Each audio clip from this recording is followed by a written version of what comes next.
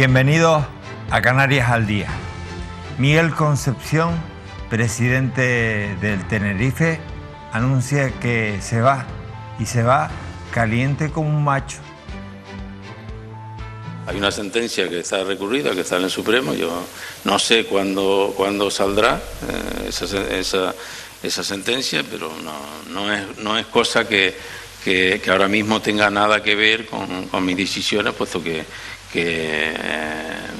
ni aún una sentencia que saliese condenatoria significaría que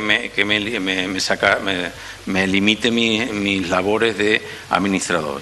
O sea, por lo tanto, si usted se lee la sentencia primera, verá como que no para nada se limita en el texto que afecta a las competencias como administrador. Por lo tanto, creo que eso es querer rizar el rizo y además no veo a qué viene ahora la sentencia, porque no me hace preguntas en lo deportivo, en lo que usted quiere y tal, pero una sentencia, un tema personal de una de mis empresas, que me afecta de una de mis empresas, que no tiene nada que ver con el Tenerife, me parece que querer empañar una rueda de prensa que se ha hecho aquí para informar de muchas cosas y de todo lo que quieran preguntar, pero usted quiere entrar en temas particulares que no le veo el camino o a qué recorrido quiere usted llegar, vamos.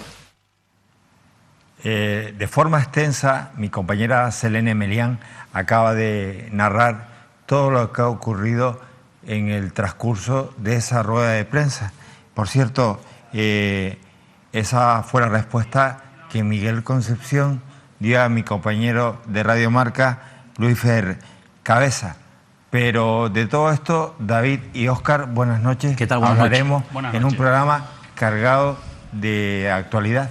Sí, la verdad, un programa cargado de actualidad. Sin duda, la noticia del día, pues lógicamente es el anuncio que ha hecho hoy Miguel Concepción, ya fijando una fecha en el calendario para su salida, el día 15 de diciembre. Ya sabemos cómo va a ser ese consejo que va a sustituir con Paulino Rivero al frente. Sí que es verdad que seguimos teniendo muchas dudas de hasta qué punto va a tener el poder de decisión Paulino Rivero, o si va a ser pues realmente pues una marioneta de los accionistas que han cogido el poder ahora y que lo van a tener en el Club Deportivo Tenerife durante al menos los 2 próximos años. A mí me parece que la situación es bastante comprometida para el club. Creo que entramos en una época de incertidumbre en la que ojalá que todo salga bien por el bien de la isla, por el bien del Club Deportivo Tenerife, pero a mí me preocupa muchísimo el futuro inmediato de la entidad.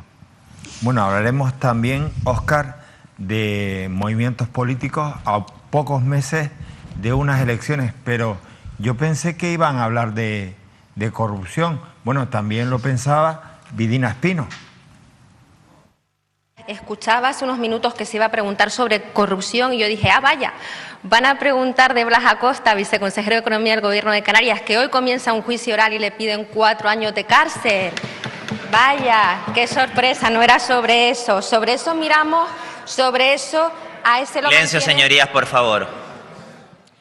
Bueno, de eso hablaremos, ¿no? Sí, David, o en el Parlamento casi como que de eso no se puede hablar, pero aquí sí, ¿no? No, parece que para el PSOE, para la dirección regional del PSOE, como comentamos en su momento, Blas Acosta es un hombre intocable.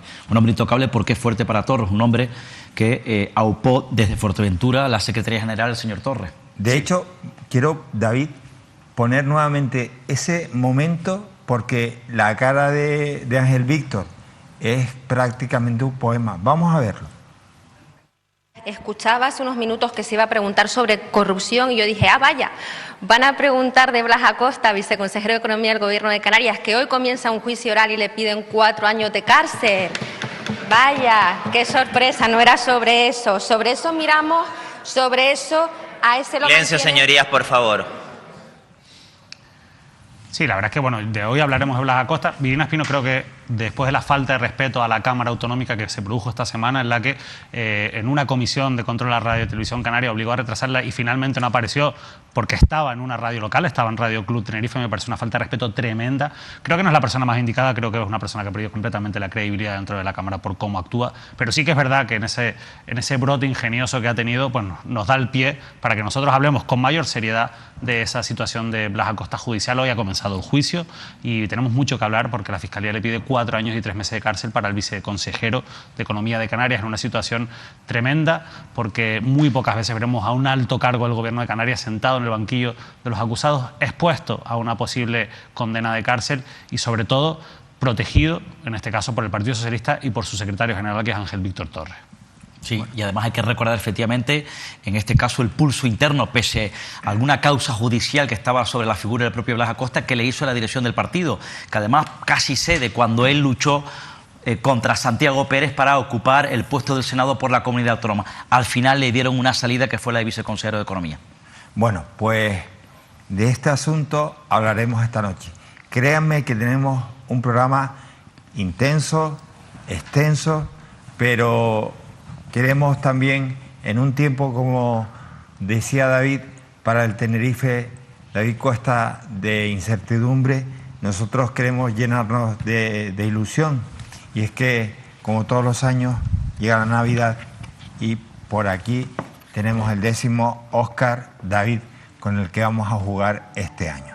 Fíjense, porque es un número muy sencillo, pero en unos días les voy a contar la historia de este precioso número. 02428. 02428. La única forma para conseguirlo es llamando, participando aquí en Mírame Televisión. Tenemos todos los décimos de este número. No lo van a encontrar en ninguna administración. No hay forma de conseguirlo salvo llamando a Mírame Televisión. Pero insisto, este número tiene una historia muy bonita y se las vamos a contar. Así que prueben ya a llamar, porque hoy daremos 4 décimos en directo. Así que prácticamente con este anuncio comenzamos la ilusión por una Navidad que sabemos que va a ser bien difícil, pero que ante la adversidad tenemos que crecernos, unirnos como pueblo e ilusionarnos. Hemos pasado los años más duros de nuestra historia más reciente y vivimos momentos difíciles. Por eso, merecemos una Navidad llena de ilusión y aspirar a un 2023 repleto de esperanza. Vuelve el número de la Lotería de la Televisión de las Islas Canarias, el 2428. El número escogido por José Miguel González, propietario de la gasolinera de Granadilla de Abona, y por su personal. El número del surtidor de la buena suerte. Avalado por 8 años consecutivos repartiendo grandes premios en la Lotería de Navidad. Hazte ya con tu décimo de Mírame marcando el 905-455-098 y participando en los programas de nuestra cadena. 2428. Un número exclusivo de Mírame. El número del que tenemos todos los décimos que existen y que solo podrás conseguir el tuyo llamando al 905-455-098. El 22 de diciembre, Mírame, contigo, con Canarias, lo vamos a celebrar.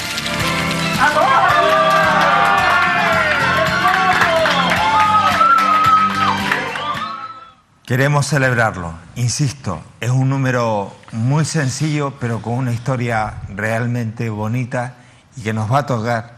Por lo menos nosotros nos vamos a ilusionar. Miren, David, Óscar, querida audiencia, vamos con el primer tema de la noche. Miren, las sanitarias canarias denuncian que tienen que ocultar su embarazo para prorrogar sus contratos y no quedarse en paro. Todo esto nos lo va a contar mejor Vanessa Hernández. Vanessa, buenas noches. Hola, buenas noches. Vanessa, tú, si no me equivoco, eres reumóloga, de LUC, ¿cierto, no? Reumatóloga. Reumatóloga, vale, perdona. Vanessa, quiero contarte algo a ti y a los espectadores.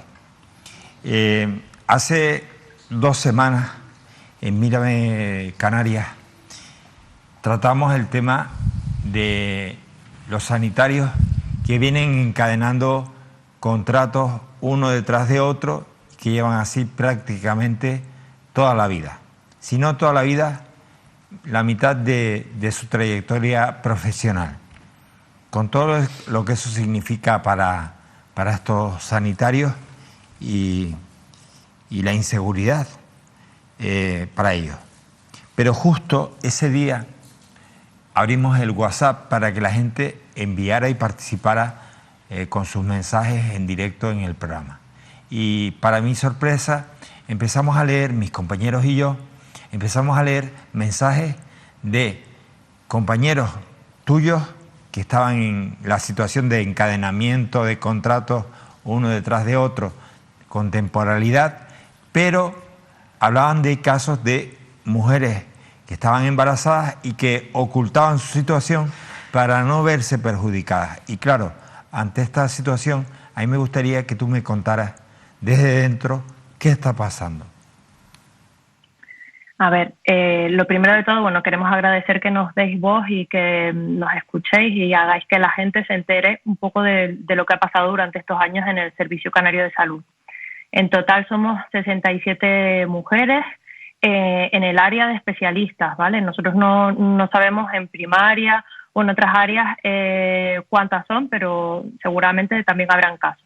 67 mujeres que en el Servicio Canario de Salud hemos visto interrumpido nuestra continuidad de contratos porque estábamos de baja por maternidad.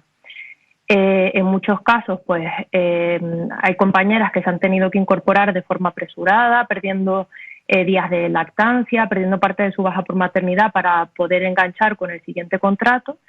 Otras hemos sufrido meses de paro hasta poder reenganchar con el momento en el que pues, el servicio donde el hospital donde estuviéramos dispusiera de medios para volvernos a contratar. Y este caso que tú estás contando, o estos casos, estarían afectando aproximadamente a ¿cuántas compañeras? 67 en toda Canarias. 67. ¿Y lo han denunciado? A ver, estamos ahora intentando tomar medidas legales porque hasta ahora pues pensábamos que eran casos aislados, pero a raíz de todo esto hemos empezado a ver que no somos pocas, sino que somos bastantes. De hecho, la Junta de Igualdad del diputado del Común, Beatriz Barrera, nos ha animado a denunciarlo, o sea, a presentar una denuncia legal. Yo conté ese día hasta 18 mensajes distintos. Me encargué de pedirle a mis compañeros el número de mensajes con referencias a casos específicos de mujeres que habían tenido una situación similar a la que tú estás contando. Óscar. Sí, Vanessa, buenas noches. Efectivamente, nombrabas a una de las adjuntas, en este caso al diputado del Común, Rafael Llenas, a la Diputación del Común. Ustedes, una representación del colectivo que representa, la verdad que es tremendo, es terrible lo que denuncian, mantenían un contacto con ella. Entiendo que además que puede ser un enlace importante entre ustedes y el Servicio Canario de Salud. ¿Hay algún compromiso claro de la Diputación del Común para actuar, insisto, de manera contundente y desbloquear esta tremenda, sangrante situación que están denunciando? Bueno, ella ha comentado, yo no estuve en esa reunión, pero sí que he oído sus declaraciones esta mañana en la radio, y ha comentado que en principio pues, van a pedir explicaciones y van a preguntar si realmente eso sigue sucediendo. Supuestamente desde el 2018 eso se había corregido, pero hay algunos casos, menos, pero hay casos desde el 2018, y ella iba a encargarse de pedir explicaciones a ver si eso seguía ocurriendo y a intentar que eso fuera enmendado. David. Sí, Vanessa, a mí me gustaría saber, sobre todo insistiendo en eso que dices de que ustedes han comprobado que no son casos aislados, que parece que hay o por lo menos había hasta 2018 y en menor medida, pero ha seguido habiendo a partir de entonces una práctica generalizada. ¿Quién toma esas decisiones? ¿Quiénes serían los responsables? ¿Los gerentes o gerentes, en este caso, de los hospitales públicos? ¿El Servicio Canario de Salud? ¿El director del Servicio Canario de Salud? ¿Quién es el que toma esa decisión de no renovar esos contratos? A ver, nosotros no sabemos de dónde viene la orden, sabemos que nosotros nos lo comunican los recursos humanos de los hospitales. Entonces, no sabemos si tienen el beneplácito, entendemos que sí, que tienen el beneplácito del Servicio Canario de Salud, porque es una práctica que se realiza ahí. Entonces, a nosotros quien nos lo comunica es los recursos humanos de nuestro hospital. Nos dice que bueno, que en ese momento no se nos puede renovar o que nos tenemos que incorporar si no queremos perder el siguiente contrato. Eso todo se hace desde los servicios de recursos humanos de los hospitales. Claro que si esa decisión la toman los recursos humanos de los hospitales, es una decisión que viene sin lugar a dudas de la Dirección de Recursos Humanos del Servicio Canario de Salud, es obvio. Y en cualquier caso, Vanessa, ustedes que llevan tiempo ya haciéndose notar o intentando denunciar todas estas cuestiones a la opinión pública, ahora también a través de la Diputación del Común, ¿ustedes han pedido reuniones con responsables del Servicio Canario de Salud? ¿Se han reunido con alguien? ¿Alguien les ha escuchado una vez que esto ha sido público? A ver, el problema es que en los últimos meses no se quieren reunir con nosotros. Nosotros hemos pedido reuniones pues para intentar ver los baremos que se van a aplicar en las oposiciones y para hablar de otros asuntos, porque claro, muchas de las mujeres que no hemos sido renovadas por estar de baja por maternidad, pues hemos perdido parte de nuestra antigüedad o hemos perdido tiempo de cotización. Entonces, todo eso se quiere comentar con los responsables de establecer la baremación para la oposición, pero ellos en el último tiempo no se han reunido con nuestros representantes de la mesa de confluencia. Vanessa, ojalá y todo este asunto se aclare y toda nuestra colaboración para esclarecer este asunto y sobre todo apoyarle. Muchas gracias y esperemos que haya una voluntad por parte de los políticos para llegar a un acuerdo y que se haga la posición lo más justa posible para todos. Insisto, si no la hay, queremos saberla para que la haya. Vale, te lo haremos saber. Muchas gracias. Gracias, amiga. No hay otro idioma. O nos lo hacen saber y hacemos que se sepa, o esto como todo, al final, el relentí. Ahora por las elecciones, coge un fisquito de velocidad. Y nosotros como sociedad debemos de aprovechar y empujar. Pero que sepan que es muy propio de ellos. El relentí, la lentitud, el tiempo, sus tiempos. Bueno, miren, por cierto, antes de hablar de otros asuntos, quiero que vean este vídeo viral. Es de este lunes, precisamente, en Weimar. Fíjense cómo el coche va haciendo conduce marcha atrás y a gran velocidad. Bueno, este vídeo ha rulado por las redes sociales, lo captaba alguien desde otro vehículo, pero bueno, en realidad podría decirse que lo lleva un político, porque va en dirección contraria. En dirección contraria, quiero decir, lógicamente, a cómo se debe de conducir en la política. Bien. David, presupuesto. Sí, bueno, se aprobaban ayer, o se presentaban ayer y se aprobaban en el Consejo de Gobierno los presupuestos para Canarias para el año 2023, unos presupuestos que son bastante importantes porque son los más amplios que se han aprobado en cuanto a cuantía, más de 10.000 millones, y la verdad es que suponen sobre todo pues un aumento con respecto al año pasado de un 11% y lo que el Gobierno destaca es que supone un aumento del gasto social del 10%. Son unas cuentas que ya la oposición ha criticado en primera instancia. Por ejemplo, ayer Manuel Domínguez, que estaba aquí sentado con nosotros en Canarias al Día, nos planteaba que tenía serias dudas de que, por ejemplo, los ingresos que se plantean en este presupuesto, que al final pues no deja de ser un equilibrio entre ingresos y gastos, pudieran estar inflados, porque lo que sí sabe el Gobierno son los gastos, pero no tiene tan claro, en este caso el Partido Popular, que estén controlados esos ingresos. En cualquier caso, esto acaba de empezar, como quien dice, el Gobierno presenta esos presupuestos que ya ha aprobado en el Consejo de Gobierno y ahora comienza el trámite parlamentario. Los grupos parlamentarios presentarán las diferentes enmiendas a la totalidad o enmiendas parciales a estas cuentas y veremos qué recorrido tienen. Habrá que estudiarlos, nosotros todavía no hemos podido hacerlo, estamos en ello, estamos comenzando a estudiar esos presupuestos. Ayer mismo también, pues lógicamente el presidente del Partido Popular en Canarias nos decía que ellos tampoco habían tenido el tiempo suficiente para poder empezar pues ya un análisis pues mucho más detallado de lo que suponen estas cuentas, que insisto, el Gobierno pues considera que son unas cuentas importantes porque evidentemente crece esa cuantía, ese dinero que va a disponer presupuestariamente el Gobierno de Canarias para el próximo ejercicio, crece un 10%, un 9,46% exactamente, pues el dinero destinado a políticas sociales. 7.478 millones. Sí, para políticas sociales. Políticas sociales. En general, si sumas todas las áreas, que al final, bueno, son muchas áreas, al final están contabilizando sanidad, educación, políticas sociales y demás, y la verdad es que, bueno, veremos hasta qué punto, bueno, realmente es un presupuesto tan social como dice el Gobierno, o ahora, cuando empiecen los políticos de la oposición a desmenuzarlo, pues nos encontramos con algunas trampas, ¿no? Sobre todo con algunos incumplimientos, que es lo que suele ocurrir, de promesas que se han hecho a lo largo del año, que ahora iremos viendo si realmente se plasman o no en infraestructuras, en cuestiones que necesita la sociedad y que tanto se han demandado, como por ejemplo dinero para, se me ocurre, la torre del hospital del materno-infantil de Gran Canaria, por poner un ejemplo, para seguir desarrollando el Hospital del Sur. Es esa letra pequeña que ahora tendremos que averiguar, desentrañando esos presupuestos. Sí, 160 millones para La Palma. De hecho, bueno, por lo menos el presidente Torres calificaba como que han sido, evidentemente, son bastante eufóricos, están vendiendo su presupuesto de cara a 2023, los mejores presupuestos que se han aprobado en esta comunidad autónoma. Este es el proyecto, como decía David, efectivamente, expansivo. Hablaba en este caso de que es un presupuesto definido, detallado, elaborado para afrontar, efectivamente, para hacerle frente a la crisis que estamos viviendo, la crisis que se vivió, que se arrastra desde la pandemia, la crisis fruto, en este caso, la invasión de Rusia a Ucrania, y evidentemente mirando al futuro, decía el presidente Torres y el vicepresidente, consejero de Hacienda, Román Rodríguez, teniendo en cuenta la incertidumbre de cara a una posible crisis.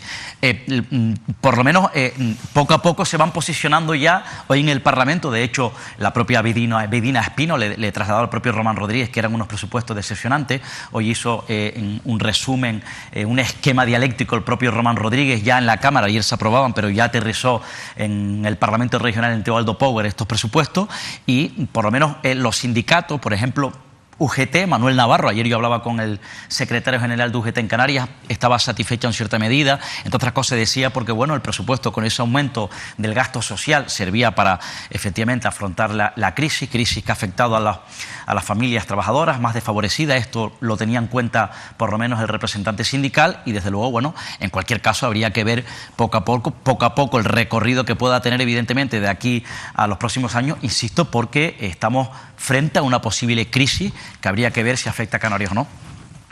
Desmenuzar. Sí, desmenuzarlo. No, desmenuzarlo. ¿Tú? Sí, es un esquema, una radiografía. Es que hoy desmenuzar.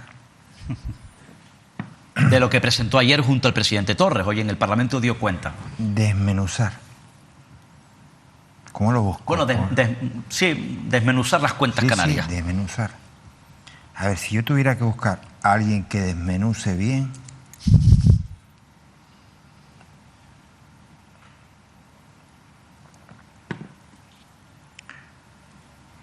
Esaú, ¿cómo estás? Mira, estoy en la tele en directo, se te echa de menos, compadre.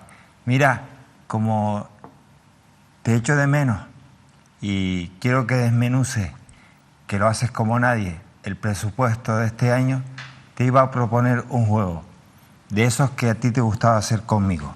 Me refiero aquí en la tele, que no nos malinterpreten. Compadre, mira, échale un vistazo, Esaú, si puedes, al apartado de Televisión Canaria. Y ahí queda la cosa. Mira a ver cuánto se dedicó en el año de elecciones, en el presupuesto del año electoral que gobernaba Coalición Canaria en solitario, y cuánto va a destinar a la Televisión Canaria este presupuesto en año electoral, el Ejecutivo, llevando el área de Economía, Román Rodríguez. Gracias, Esaú. Por cierto, Hacienda. Escúchame, mira, el 02428, saca el cartel ahí, David, muéstraselo a Esaú. A Saúl a lo mejor lo veo mañana, así que si quieres todo esto se lo No, puedo él decir. está viendo la tele ahora. 02428. No le vayas a llevar eso a Saúl, que eso no sirve de nada. No, pero te ya- llevas un décimo con Él y yo fundamento. ya habíamos quedado para hablar mañana de nuestras cosas. Ah, bueno. Me voy a poner celoso. Hablas con David y me tienes de lado. Bueno, mírame eso, por favor. Hacienda, porque Economía lo lleva Blas Acosta. Bien. Hacienda, Economía. Economía Blas Acosta. Bien. Esaú es experto en desmenuzar. Y esta pregunta que he hecho en voz alta no es una pregunta así al vuelo, que hoy me dio la venada por ahí, sino porque estamos a punto de celebrar unas elecciones. A nadie se le escapa que la televisión pública canaria es la única televisión del archipiélago que no produce directamente televisión, es decir, hacen cargos a terceros para que produzcan el contenido que sale al aire. Bueno, de hecho, la propia televisión no tiene ni continuidad, bueno, y el equipo de informativos todavía está ahí. Bueno, al margen de ese asunto, estamos a punto de celebrar unas elecciones. Y fíjense por dónde, antes hablábamos hace 10 años atrás, Óscar, hablábamos de agencias de publicidad, de cómo se colocaban las vallas, quiénes intervenían, a quiénes se le daban los contratos de las marquesinas, a quiénes se le daban los contratos de las vallas publicitarias. Todo eso ha cambiado. Ahora las campañas electorales se pagan de otra manera. No quiero decir con esto que se pague a través de la televisión canaria. Bueno, que igual sí, pero bueno, que Esaú se va a poner a desmenuzar y así aprovecho yo y le hago un guiño desde su casa. David, vecindario, nos vamos hasta Gran Canaria. Sí, hasta el barrio de Carrizal, porque allí se producía una imagen bastante dura, ¿no? En las últimas horas, con una intervención del Seprona de la Guardia Civil por el maltrato de 2 animales, de 2 perros que se encontraban en una vivienda. Realmente el problema, y estamos viendo la noticia publicada en mirametv.com, surgió gracias a un vecino, a la denuncia de un vecino que se encontró que desde su casa pudo ver cómo en la azotea de una vivienda aledaña pues se encontraba este perro en unas condiciones, como están viendo, de completa desnutrición, de abandono, sin agua, sin comida, y lo puso en conocimiento de la Guardia Civil, que a través del Seprona se dirigió a la zona. La Guardia Civil, para poder llegar a la azotea, porque no había nadie en la vivienda, tuvo que utilizar una grúa. Entonces, bueno, llegaron arriba, se encontraron a este perro en esa situación, y después decidieron, lógicamente, dadas las circunstancias, entrar dentro de la vivienda, donde encontraron un segundo perro en una situación, en unas condiciones también de desnutrición, de abandono. Y bueno, la verdad es que es bastante lamentable. Yo creo que las imágenes hablan por sí solas. Es curioso porque uno de los perros sí que tenía chip, pero no era el chip, o no se correspondía con el dueño de la vivienda, y el otro perro no tenía chip. Bueno, a partir de ahora se ha iniciado una investigación, se está intentando buscar a los responsables de este maltrato animal, y bueno, nosotros esperamos aquí, es un asunto que, como sabes, en Mírame Televisión nos gusta siempre seguir y mantener una línea de concienciación, ¿no?, ante la necesidad de condenar este tipo de conductas, de que la justicia sea dura dentro de las posibilidades que da el Código Penal, que siempre hemos dicho que sigue siendo bastante blando con el maltrato animal. Hay que endurecer las penas, pero sobre todo hay que perseguirlas y agradecer, por ejemplo, la colaboración ciudadana, que es fundamental, como en este caso la de ese vecino que pudo alertar a las fuerzas y cuerpos de seguridad para que pudieran intervenir en esta situación. Muchas veces nos encontramos con situaciones de maltrato y, bueno, aunque nos dan pena y demás, pues no actuamos. Hay que actuar, hay que avisar a los especialistas, hay que avisar a los cuerpos y fuerzas de seguridad del Estado. Incluso cuando avisas, porque a veces ocurre y no te hacen mucho caso, hay que insistir. En este caso sí que se actuó con celeridad por parte de la Guardia Civil, pero si no te hacen caso hay que insistir. También, si se puede ser, ponerse en contacto con las muchas protectoras animales que hay, que hacen un trabajo inmenso, ¿no?, muchas veces no reconocido, pues para intentar evitar este tipo de situaciones. Bueno, pues desde aquí, desde Mírame Canarias, felicitar a este vecino de vecindario que, gracias a su gesto, bueno, se va a poder buscar al responsable de este maltrato animal. Miren, ahora me gustaría tratar con todos ustedes un asunto que cada vez preocupa más, quizás también porque es muy importante de cara a un recién nacido estar pendiente de esa atención precisa que va a ser clave para el futuro y el desarrollo de ese menor. Y ahí me gustaría, David, que explicaras brevemente para los espectadores y también para un servidor qué es la atención temprana y por qué es tan importante. Bueno, la atención temprana, que además es algo que está regulado por ley, es ese proceso de intervención que se lleva a cabo en niños y niñas de entre 0 y 6 años, porque es la edad más importante en el desarrollo del ser humano, en el desarrollo de las personas, y es fundamental. Es un proceso de intervención que se lleva a cabo sobre niños o niñas que nacen con problemas de desarrollo o que tienen riesgo de padecer problemas de desarrollo. Es una intervención fundamental para poder ayudar al desarrollo de esos niños y de esas niñas, que se realiza a través de equipos multidisciplinares, que insisto que además esto está regulado por ley, a través de equipos multidisciplinares donde hay pedagogos, donde hay psicólogos, donde hay fisioterapeutas. Es algo, insisto, fundamental, Manolo. ¿Qué ocurre? Que en Canarias y en general en España, pero en Canarias en concreto, que es lo que nos toca de cerca, bueno, pues esto está fatal. O sea, no se cumple, la ley no se cumple. Esto lo han denunciado las plataformas, en este caso, que dan voz. Hay una ley y no se cumple esto. O sea, como lo de la dependencia. Sí, pues bueno, sí, es un buen ejemplo. Que Canarias, ¿no?, ha sido la única, históricamente en los últimos años, Canarias era la única comunidad autónoma que no había puesto en marcha el plan de atención temprana. Porque yo creo que incluso en aquella época José Manuel Baltar, lo digo por reconocer o acordarme de los últimos consejeros de Sanidad y quien estaba al frente de los últimos años también de Asuntos Sociales, porque esto depende de la propia coordinación de Sanidad y Asuntos Sociales, creo que ni ellos mismos sabían qué consistía un plan de atención temprana. Claro, pero después ha habido un cambio de legislatura, ha habido un cambio de gobierno, ha llegado un gobierno supuestamente con un cariz mucho más social que el que había antes, y seguimos sin avanzar. O sea, a mí me sorprendía cuando la semana pasada me he encontrado, hace unos días, con declaraciones de la plataforma, en este caso de la portavoz de Gran Canaria, diciendo: oye, es que esto no puede ser, o sea, es que se sigue incumpliendo la ley, la situación es completamente precaria en este sentido y no se está cubriendo esa necesidad, insisto, básica, que es la de la intervención en los niños y niñas que tienen problemas de desarrollo o riesgo de tenerlos a través de la atención temprana. Pues precisamente de esa mujer de la que tú hablas vamos a hablar, o con ella vamos a hablar. Se trata de Alicia Verona. Alicia, buenas noches. Hola, buenas noches. Alicia, nos acompañas desde la isla de Gran Canaria. Tú ahí formas parte de una plataforma por la atención temprana. Y a mí me gustaría, y los derechos de la infancia, y a mí me gustaría que me explicaras cuántas unidades hay funcionando en Canarias de atención temprana. Ahora mismo hay funcionando 8 unidades de atención temprana.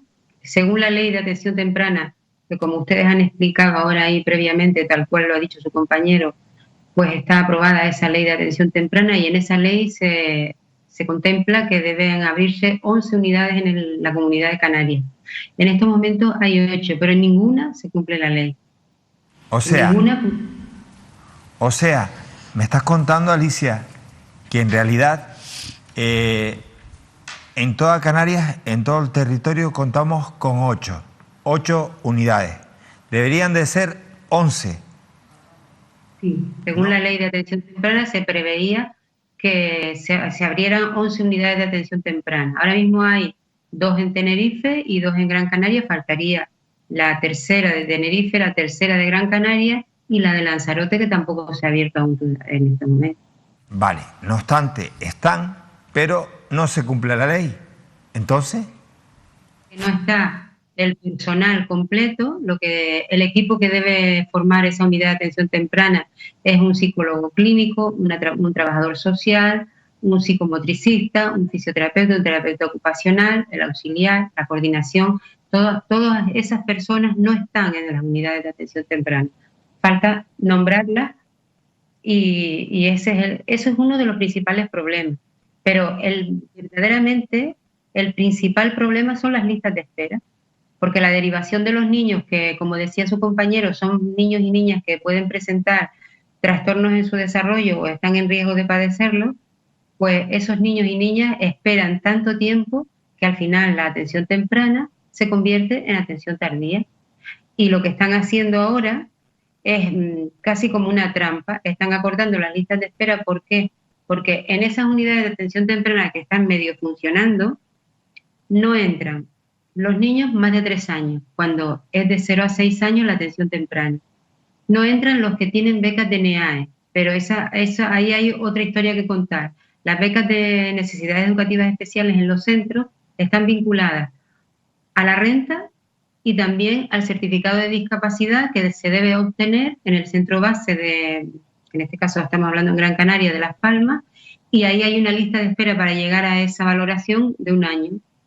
Y ese recorrido que tienen que hacer las familias hace que se les pase el tiempo a los niños de la atención temprana. Tampoco entran en las unidades de atención temprana ahora los niños que están en aulas enclaves, los que están escolarizados en aulas enclaves en los centros, porque dicen, según ellos, que ya están atendidos, cuando realmente en los centros escolares tampoco hay suficientes auxiliares, no hay recursos. Bueno, en fin, es que se habla de inclusión, pero se confunde la inclusión con la integración, porque la inclusión educativa debe darle respuesta a las necesidades de cada persona, según las necesidades que se planteen.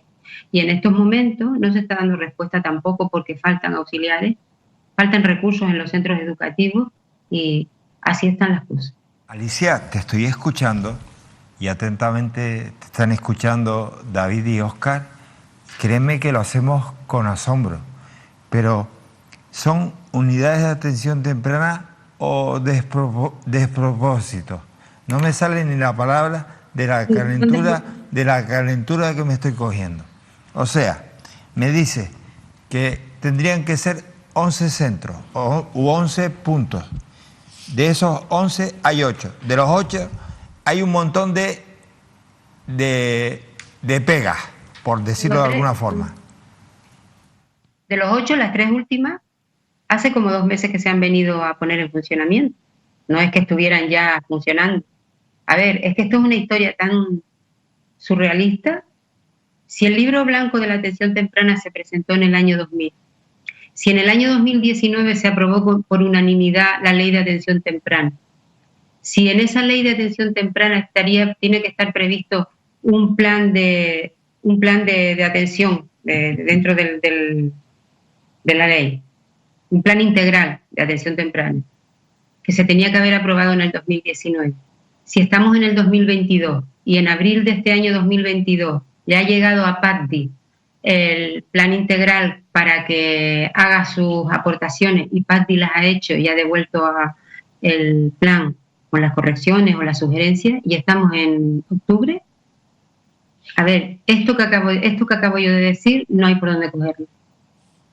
Dios mío. David, por favor. Sí, la verdad es que, bueno, a mí esto es un asunto que me preocupa muchísimo, ¿no? Que también conozco bastante de la situación que se vive en la educación en Canarias y yo creo que los has descrito muy bien, Alicia, porque yo creo que una de las claves que tú has dado es la falta de profesionales. No hay profesionales, no hay auxiliares, no hay personas suficientes dedicadas a fortalecer y a poder llevar a cabo esa inclusión de los niños y niñas, tanto los que tienen pues algún trastorno, algún TEA, cualquier niño con necesidades especiales o, en este caso, los niños con problemas de desarrollo, ¿no? Claro, Alicia, ahora mismo se están justo sacando a aprobar los presupuestos por el Consejo de Gobierno. Evidentemente, pues todavía habrá que ver, no hemos podido ver hasta qué punto se destina más dinero a educación, pero la sensación que tenemos es que se destina más dinero a educación, pero no realmente a los verdaderos problemas que tiene la educación. Y yo quería preguntarte precisamente por eso. ¿Realmente se puede llevar a cabo la inclusión de los niños y niñas en estas circunstancias, con estas realidades en el sistema educativo, si no hay personal suficiente? Y sobre todo, ¿el Gobierno de Canarias está realmente preocupado por esto? Lo digo porque también muchas veces yo me encuentro con testimonios de padres y madres que dicen: es que a mi hijo ese diagnóstico del que tú hablabas ha tardado mucho en llegar. Pero también me encuentro con otros casos en los que hay especialistas externos que hacen un diagnóstico pero que después no coincide con el diagnóstico. Yo no sé si tú tienes la sensación de que ante la incapacidad de afrontar esta situación también se están rebajando quizás algunos de esos diagnósticos o no se están haciendo con toda, digamos, la fiabilidad que se les debería de pedir. Yo sé que esto es un tema delicado, que es muy complicado entrar en este terreno, pero es un poco la sensación que nos da a las personas que tenemos algún contacto directo con esta situación, ¿no? Sí.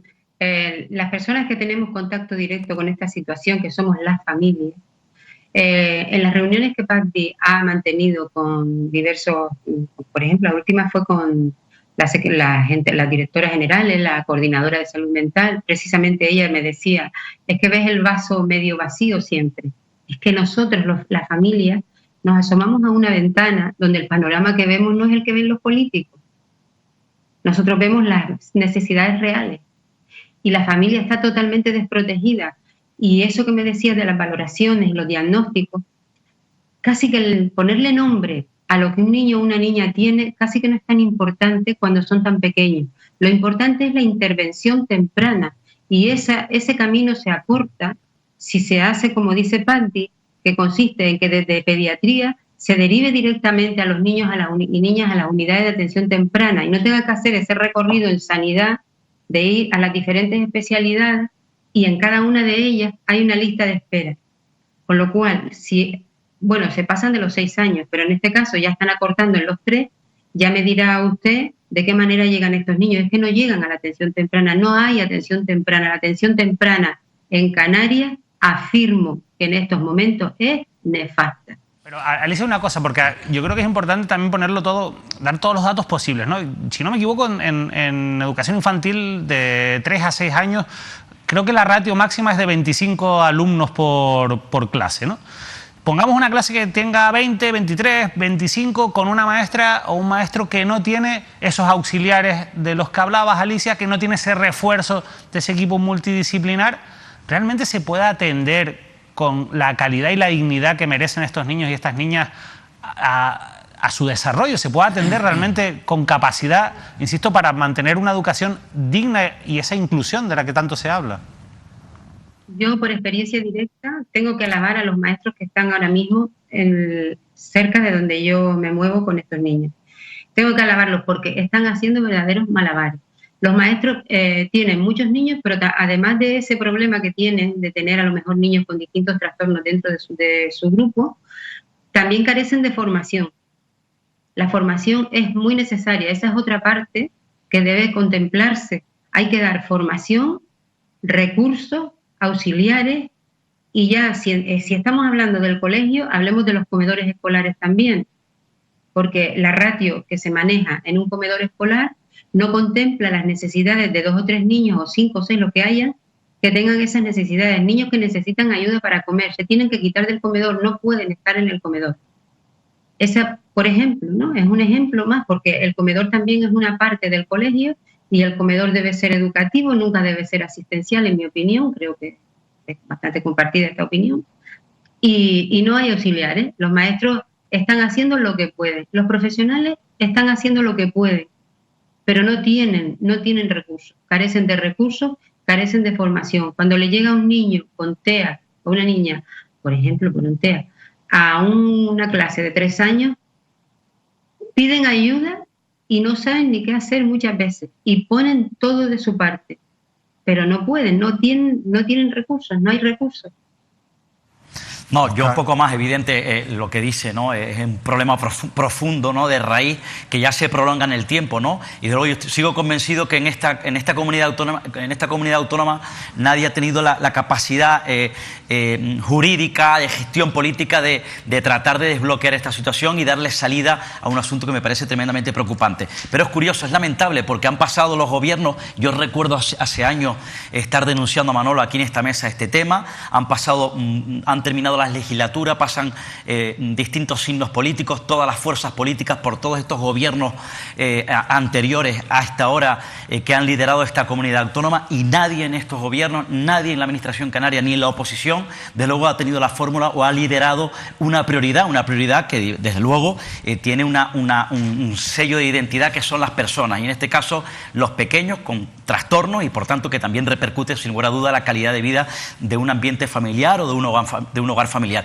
Pero es curioso porque además durante los últimos años han protagonizado distintas movilizaciones, manifestaciones, han salido a la calle. Yo recuerdo incluso que había un recurso importante en Tenerife, se me viene a la mente, tomé nota, que era un servicio, un gabinete de psicomotricidad que estaba en la Universidad de La Laguna. Era un recurso importante, un recurso que, si no me equivoco, dependía de fondos de la comunidad autónoma. La comunidad autónoma en aquel gobierno en concreto retiró ese dinero de la Universidad de La Laguna y tuvieron que cargárselo de un plumazo.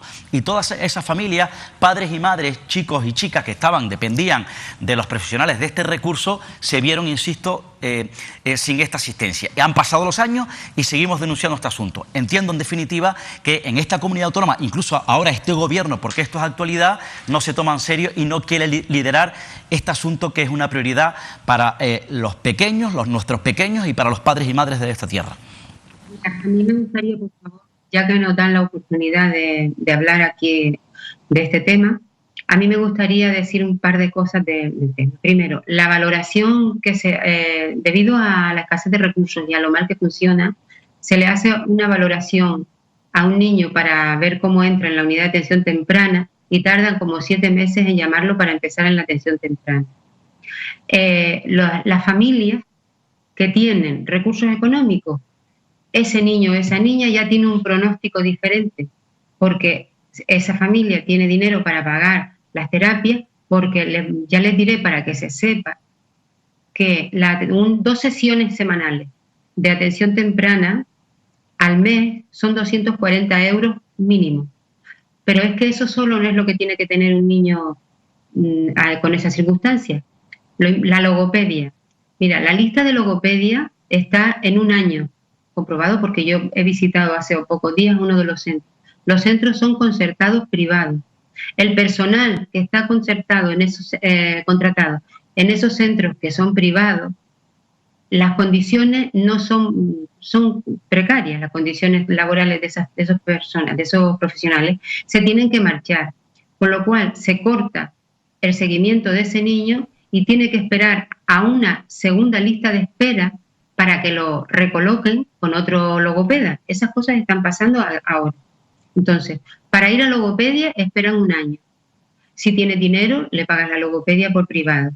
Para ir a atención temprana, pues ya lo que acabamos de hablar. Si tienes dinero, otra mensualidad más. Terapia ocupacional es muy importante. Tienes que pagarla también aparte.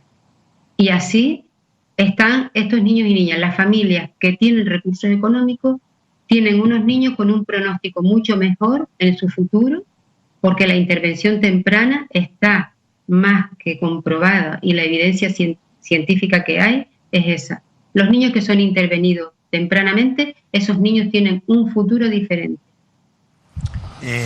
Alicia, quiero preguntarte 2 cosas. ¿Por qué, sinceramente, un tema tan delicado y tan simple de entender, que es que la atención tiene que ser inmediata para que después el resultado en ese niño sea más favorable y mejor? ¿Por qué los políticos durante todo este periodo y además en estos 4 años concretamente no crees tú que se lo hayan tomado en serio? ¿Por qué? ¿Qué es lo que falla? A ver, yo no me... ¿Por qué? Porque lo primero que tiene que tener una persona es empatía con esta, y son niños y niñas, son personas.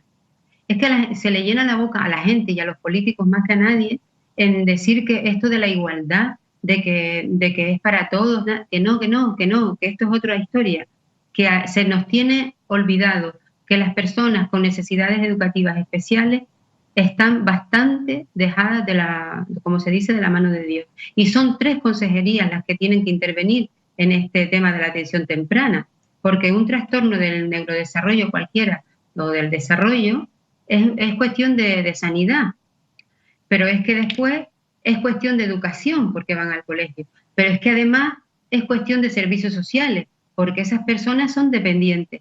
No sé cómo, no pueden entender que invertir ahora en estas personas es una inversión, porque para que el día de mañana no sean personas dependientes.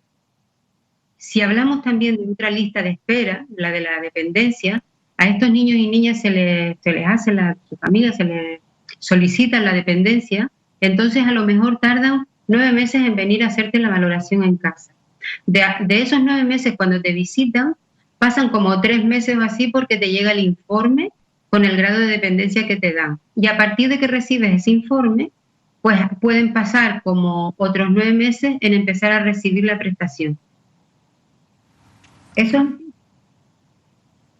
Así que no hay por no hay por dónde explicar que personas que tienen el poder de mejorar el futuro de niños y niñas no lo hagan. El poder lo tienen los políticos. Poner en marcha la ley de atención temprana, llenarse la boca a decir por unanimidad. Esto no es cuestión de partidos, es por unanimidad. Ha sido aprobado por unanimidad. Aquí no es cuestión de un partido ni de otro partido. Esto hay que ponerlo en marcha y hay que completar las acciones que faltan porque es de justicia. Y Alicia, tú que estás metida de forma activa en todo este fregado, Canarias, en relación al resto de España, ¿qué nivel de puntuación, por así decirlo, o de posición tenemos? Yo sepa, según los datos que maneja PACDI, hay 9.000 niños en lista de espera de atención temprana. ¿9.000? Sí, los datos que maneja tú. Y a lo mejor habrán más porque yo llevo como ya un tiempo aquí con PACDI y el número no se ha movido. 9.000 niños aproximadamente en este momento, para los que es vital una atención rápida e inmediata. Y estamos hablando de que hay 8 puntos funcionando, mal funcionando. Esa es la verdad. Es la verdad. Oye, por cierto... Psicomotricista no hay ninguna de las unidades. Psicomotricista no hay ninguno. Psicólogo clínico. Alicia, eso y nada es lo mismo. Esto es como, te voy a contar yo una novela que seguramente te va a sonar. Mira, tú nos acompañas desde Gran Canaria, pero los que nos acompañan en la isla de Tenerife van a recordar que los políticos, para llenarse la boca antes de las elecciones, inauguraron un hospital en el norte, sin camas, sin unidades, sin enfermeros, sin médicos, sin peritorios, sin nada. Se las llevaban del hospital, las camas, las cosas, y las colocaban todos los aparatajes en el hospital del norte. Eso en Tenerife. Esto de la atención temprana me parece pues prácticamente lo mismo. Esto, la falta de empatía, les lleva a, venga, abran ahí locales, sitios a donde puedan acudir algunos de esos 9.000 familias, parientes de esas 9.000 familias, a demandar la atención temprana, y que se encuentran ahí, pues que no hay nada, que son chiringuitos, desgraciadamente, no chiringuitos políticos, que eso se lo saben montar, y perdónenme la expresión, de puta madre. Ahora, de atención temprana y cosas que signifiquen empatía, mejorar la sociedad, el futuro de nuestra gente, para eso no hay interés, no hay empatía, no hay ganas, no hay voluntad. Así de claro. Oye, una última cuestión, Alicia. Tú has nombrado a profesores, maestros, gente que se ve en el día a día con una situación y sin tener el conocimiento intentan llevarla, ¿no? Sobrellevarla. ¿En qué lugares de la isla de Gran Canaria te mueves por ponerles en valor? Pues yo me muevo en Carrizal y pongo en valor el Colegio Claudio de la Torre, que es el más que conozco. Pues yo te lo agradezco de corazón, porque a quien lo hace bien y pone interés, a pesar de no ser su responsabilidad, esa empatía de los maestros, de los profesores, dice mucho. Gracias de verdad, Alicia. Estamos contigo en esta lucha. Me permite, Manuel, porque hay una cosa que me gusta, si me lo permite. Hay varias familias en Tenerife que visitaron hace unos meses el Parlamento para solicitar que por fin se les pagara la beca, porque por un error administrativo no pudieron cobrarla en su momento las becas NEAE. Se les prometió que se les pagaba y en estos momentos todavía esas personas no han cobrado la beca del año pasado y estamos en la siguiente convocatoria. Eso me gustaría publicarlo porque eso es una cosa que está pasando, que luego dicen se pagan. No, estas familias no han cobrado la beca del año pasado. Mira, Alicia, no sé si conoces un poquito de mi historia. Hace 2 años sufrí un derrame cerebral y las circunstancias, benditas circunstancias, me han hecho encontrarme con esos niños de los que tú hablas y profesionales. Pero mira, yo esto no te lo contaba porque la verdad que mira que he oído hablar de la atención temprana, pero y me he encontrado con casos en el hospital, en el centro a donde voy a rehabilitarme, a hacer mis terapias, mi terapia ocupacional para poder vestirme, ducharme, comer, y entiendo todo eso de lo que tú me hablas. Pero mira, te contaba esto del derrame cerebral para que sepas que, imagino sabrás, que no es bueno que coja nervios, ¿vale? Entonces, si no te importa, voy a cortar la llamada contigo, que tengo que decir un par de cosas. Tú me dices, perdóname, me acabas de decir que esa familia, gracias por ese gesto tuyo desde Gran Canaria, esa familia de Tenerife, a fecha de hoy, no han cobrado el dinero. El dinero del año pasado. Vale, muchas gracias. Gracias, Alicia. Buenas noches.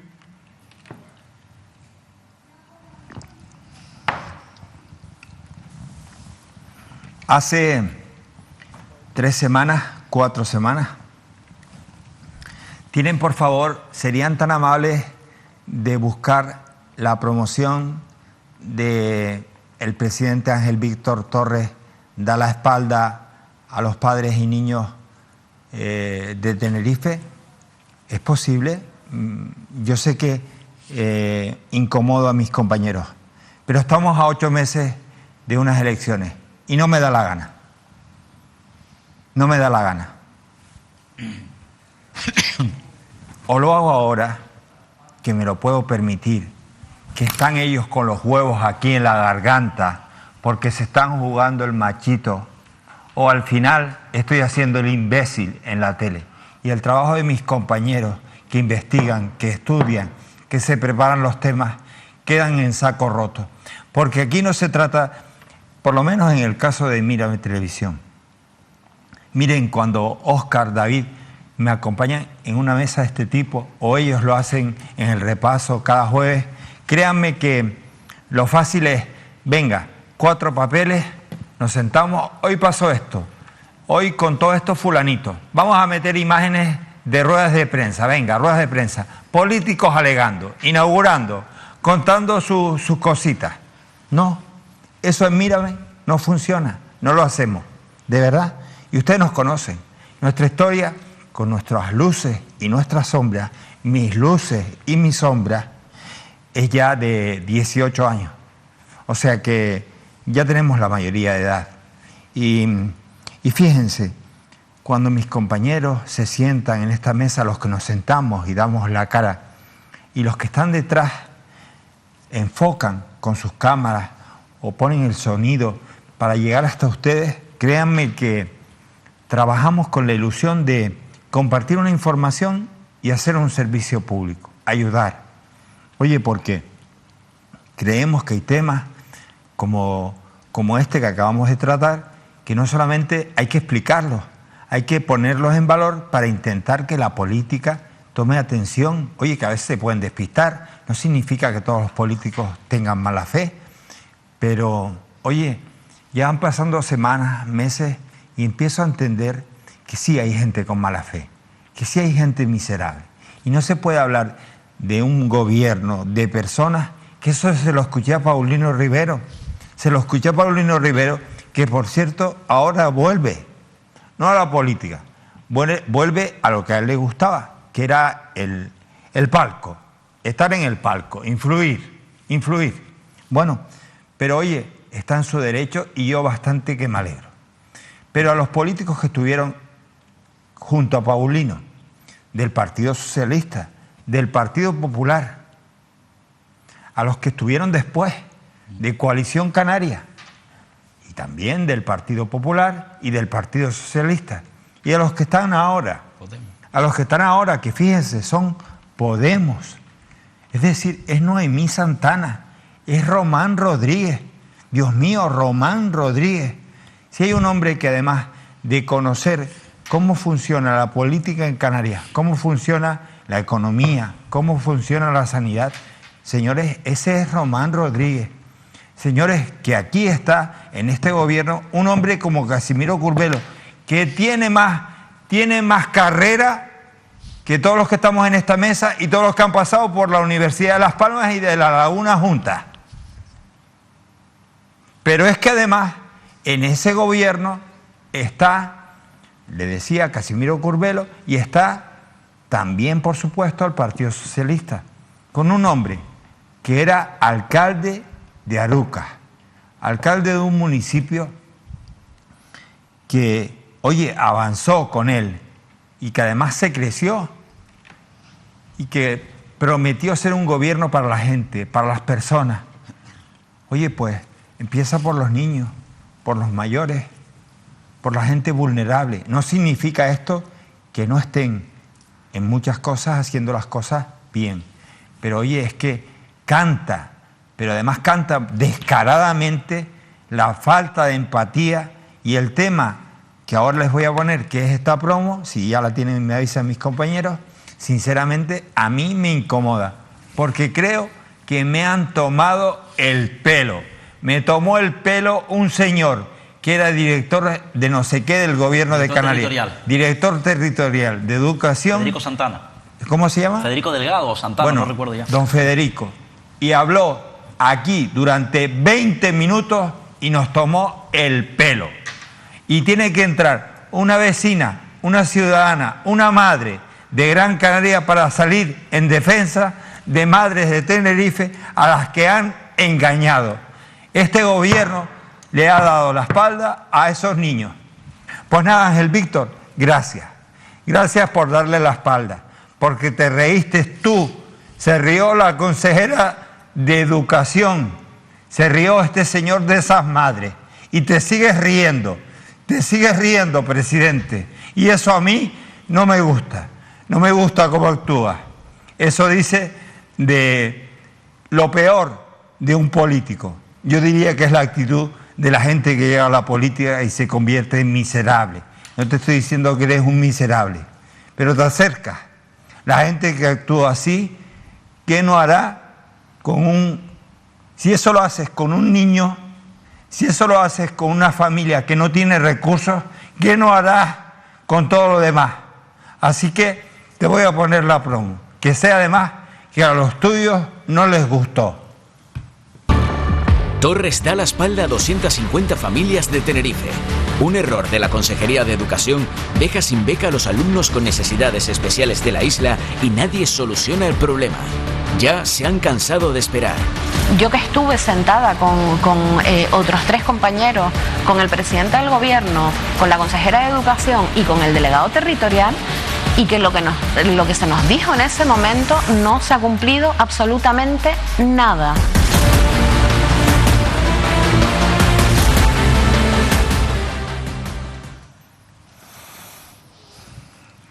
Esa promoción que yo lancé, que lanzamos en este canal, hizo que desde el gobierno de Canarias hicieran un esfuerzo, estoy cogiendo aire, y interviniera, como bien decía el señor Federico, que era Federico Delgado, director territorial de Educación del gobierno de Canarias. Le escuché a don Federico la palabra empatía como 20 veces. Bueno, y de todas esas veces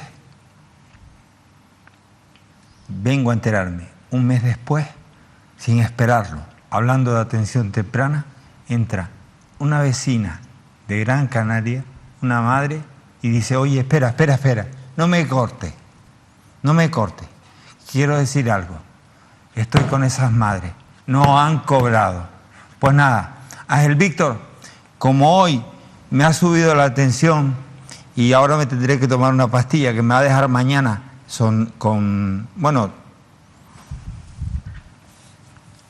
que mañana me cuesta levantarme.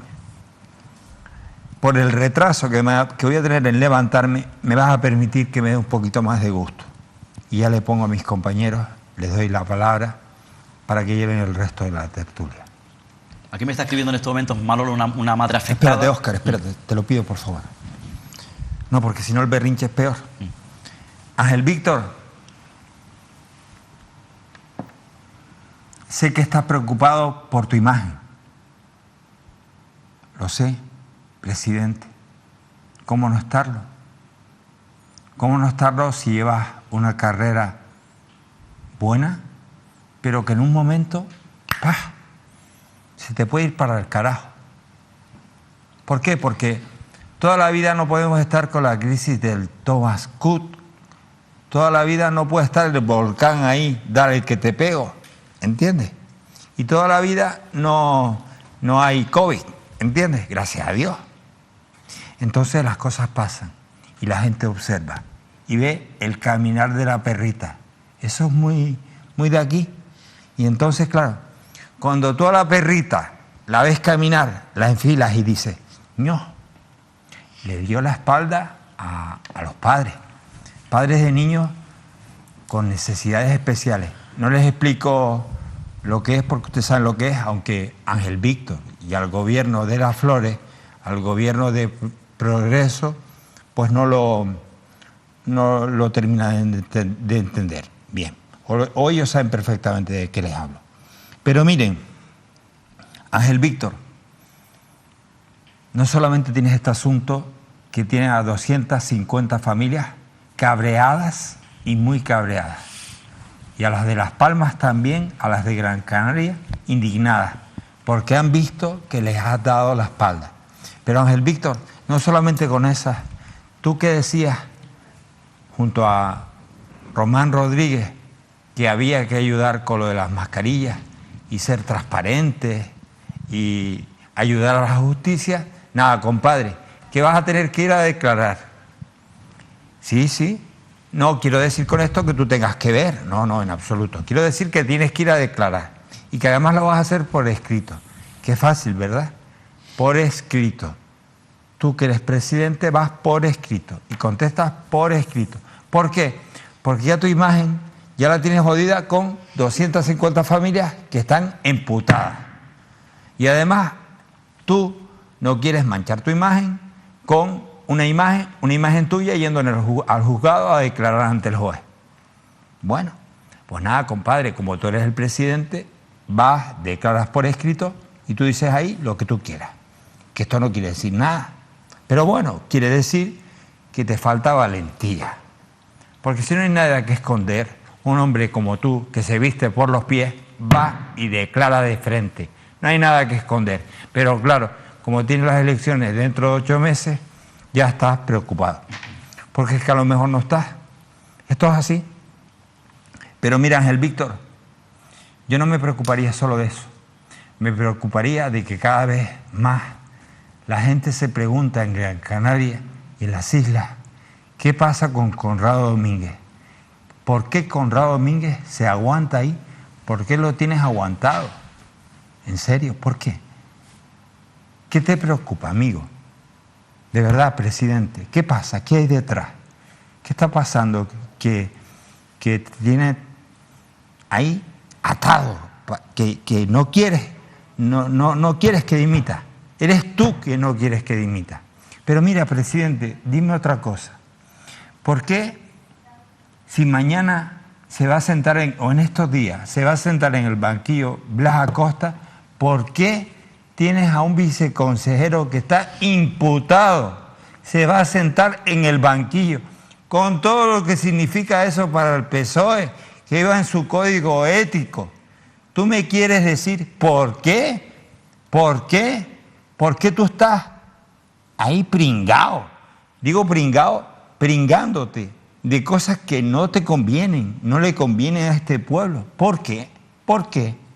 Bueno, de todas formas, voy otra vez con la promo, porque es que ya que nos pegamos el trabajito, cojo resuello. Esto va por ti, Ángel Víctor. Me parece buen tipo. El trabajo no ha terminado, igual de aquí al final puedes enderecharlo. Puedes enderecharlo. Aprovecha. Torres da la espalda a 250 familias de Tenerife. Un error de la Consejería de Educación deja sin beca a los alumnos con necesidades especiales de la isla y nadie soluciona el problema. ya se han cansado de esperar. Yo que estuve sentada con otros 3 compañeros, con el presidente del gobierno, con la consejera de Educación y con el delegado territorial, y que lo que se nos dijo en ese momento no se ha cumplido absolutamente nada.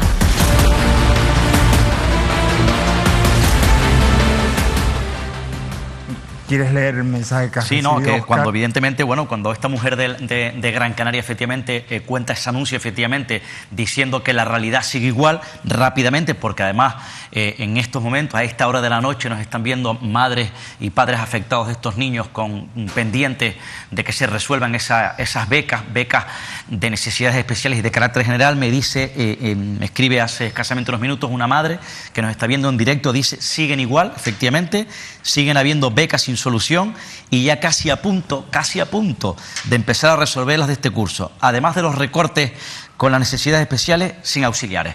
Insisto, cuenta a esta hora en directo un mensaje de una madre afectada. Nos vamos a ir a publicidad. De verdad, les pido disculpas porque cuando, bueno, esta es la prueba, cuando a uno le pasan cosas como las que me han pasado a mí, pues cuando te trincas, pues te bloqueas.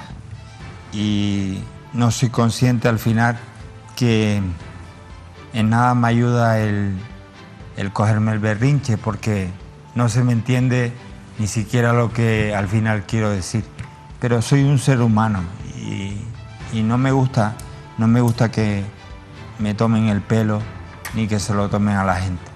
Nosotros nos tomamos muy en serio nuestro trabajo como para que después entre un señor en nombre del presidente del gobierno y se meta 20 minutos del tiempo de televisión vacilándonos en antena. Lo siento de verdad, les pido perdón. Nos vamos a publicidad, corre el sueño y continuamos que hay asuntos de interés.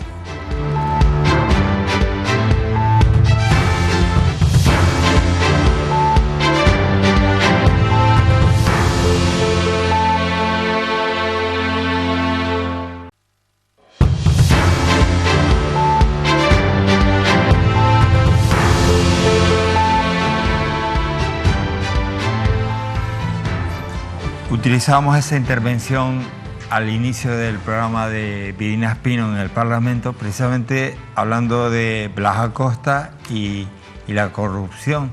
Pero vamos, David, con el asunto realmente aquí en Mírame. Sí, insisto, un asunto fundamental, ¿no? Y muy trascendente, que a mí me sorprende la poca repercusión que ha tenido, salvo en algunos medios puntuales, el diario de Fuerteventura, por supuesto, que fue el primero que lo anunció hoy, y la agencia EFE, que lo ha cubierto y por tanto ha mandado una nota en la tarde de hoy, pues ha tenido poca trascendencia una noticia fundamental, y es que muy trascendente. Hoy Blas Acosta, viceconsejero de Economía del Gobierno de Canarias, se ha sentado en el banquillo de los acusados del Juzgado de lo Penal número 2 de Puerto del Rosario, acusado de delitos de administración desleal y de insolvencia punible, por el que le piden 4 años y 3 meses de prisión la Fiscalía.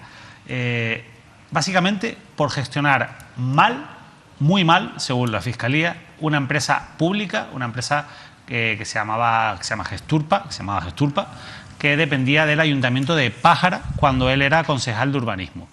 La verdad es que es un hecho, insisto, muy pocas veces un alto cargo de esta magnitud se sienta en el banquillo de los acusados. Un Blas Acosta que fue premiado, protegido por Ángel Víctor Torres y por el Partido Socialista una vez que fue expulsado de la presidencia del Cabildo de Fuerteventura por una moción de censura, le fue colocado en el Gobierno de Canarias nada menos que viceconsejero de Economía a una persona, yo quiero insistir en esto, que está siendo juzgada por gestionar mal financieramente una empresa pública. Lo han puesto a llevar el área de Economía de Canarias a una persona, insisto, que según la Fiscalía cometió delitos, de momento presuntamente porque se está juzgando, de administración desleal de una empresa pública y de insolvencia punible. Bueno, hoy ha comenzado el juicio. Blas Acosta declarará mañana, es el turno de Blas Acosta. Hoy han declarado los peritos, declaró también el administrador de la empresa pública de Gesturpa en aquel momento. Y la verdad es que la sensación que a mí me ha quedado, esto lo ha contado la agencia EFE hoy desde Fuerteventura, la sensación que a mí me ha quedado es que todo el mundo coincide en algo, y es que la empresa pública Gesturba estaba en una situación caótica, de insolvencia, sin liquidez. No era una empresa rentable. Y ahí es donde empiezan las discrepancias, porque mientras que, bueno, pues un poco el responsable de aquella empresa en aquel momento ha intentado defender, echarle un capote a Blas Acosta, sin embargo vemos como el fiscal tiene muy claro que Blas Acosta durante aquel tiempo, a sabiendas de esa situación de insolvencia de la empresa, realizó operaciones que le provocaron un daño aún mayor a esa empresa, hasta el punto de que el daño se tendrá que calcular de manera certera a lo largo del juicio, pero aproximadamente en 2 millones de euros. 2 millones de euros podría ser el daño que, según el fiscal, le provocó la forma de actuar de Blas Acosta a la empresa pública Gesturba. Ya digo que hoy ha habido unas declaraciones mucho más técnicas. Mañana escucharemos al viceconsejero de Economía, pero la noticia, más allá de los detalles del juicio y de cómo evoluciona, veremos qué posición tiene el fiscal, si mantiene o no esa petición de penas una vez que acabe este juicio en el Juzgado de lo Penal número 2 de Puerto del Rosario. La noticia es que tenemos al viceconsejero de Economía sentado en el banquillo de los acusados, protegido, insisto, por el presidente del Gobierno de Canarias, por Ángel Víctor Torres. David, ahora voy a pasar a Óscar, pero quiero preguntarte 2 cosas para analizarlas con Óscar. Tuviste aquí sentado a Ángel Víctor Torres y cuando le preguntaste sobre este asunto, ¿qué te dijo? Bueno, básicamente el discurso de Ángel Víctor Torres y el del PSOE en este asunto es que lo que hizo Blas Acosta no son delitos de corrupción. No es una cuestión de corrupción y por tanto ellos no le aplican... Porque no hay cohecho. No le aplican el código ético. Vale, esa es la conclusión. Al final eso es una interpretación subjetiva. No hay delitos de corrupción. Es lo que dice Ángel Víctor Torres. Gracias por esa explicación. Eso dijo el presidente y dijo y dice el PSOE. Pero David, repite, ¿de qué está siendo acusado por la Fiscalía? ¿De qué? Por delitos de administración desleal e insolvencia punible. Esto es importante decirlo, o sea, nadie comete un delito por gestionar mal una empresa pública, que esta empresa pública se gestionó fatal. Se comete el delito presuntamente porque las sabiendas de cómo estaba esa empresa, que lo que tenía que haber hecho es cerrar la persiana, es una empresa que se tenía que haber disuelto en esas condiciones, siguió realizando operaciones como, por ejemplo, pidiendo un préstamo de 1,7 millones de euros que tuvo que devolver el Ayuntamiento de Pájara, porque la empresa, lógicamente, pública no tenía. Es decir, el perjuicio que se le causó principalmente, una empresa que se encontraba en concurso de acreedores, al Ayuntamiento de Pájara y a los acreedores de esa empresa pública, se cifra en 2 millones de euros, y eso a sabiendas, insisto, de que su situación no permitía ese tipo de operaciones, según la Fiscalía. Por tanto, este señor en esa empresa pública, ¿cómo gestionó la empresa, como dice la Fiscalía? De manera desleal. Desleal. Y con un delito también presunto de insolvencia punible. Bien. ¿Y este señor es viceconsejero de...? Este señor es, por cierto, a los partidos políticos, según le convengan, cuando quieren decir que no es corrupción, es porque no hay cohecho, ¿no? Y cuando no hay cohecho, dicen que no es corrupción. Eso es corrupción igual, pero según les convenga. En este caso, Blas Acosta es actualmente el número 2 de la Consejería de Economía de la Comunidad Autónoma. Está la consejera Elena Mañez, su número 2 es Blas Acosta, viceconsejero. Es decir, este hombre que, desde luego, gestionó de esta forma, según le acusa la Fiscalía, el presidente Ángel Víctor Torres lo premia, sí, colocándolo en un sitio de gestión económica. Directa, es el viceconsejero. De gestión económica, porque es el número 2 de Elena Mañez. No te olvides que Elena Mañez es quizás una de las mujeres del gobierno, una de las consejeras del gobierno de la máxima confianza, de estrecha colaboración, muy personal, muy allegada al presidente Torres, una mujer fuerte, insisto, del presidente. El número 2 de Elena Mañez es también un hombre fuerte de Torres. ¿Quién es un hombre fuerte de Torres? Blas Acosta. Blas Acosta, el secretario general del Partido Socialista en Fuerteventura. Blas Acosta fue el presidente del Cabildo de Fuerteventura hasta que después de una moción de censura golpearon del poder al Partido Socialista. Blas Acosta se queda sin poder porque además en este caso él dimitió previa a la moción de censura. Insisto, el PSOE se queda sin poder en Fuerteventura, mantiene ese cargo orgánico, secretario general.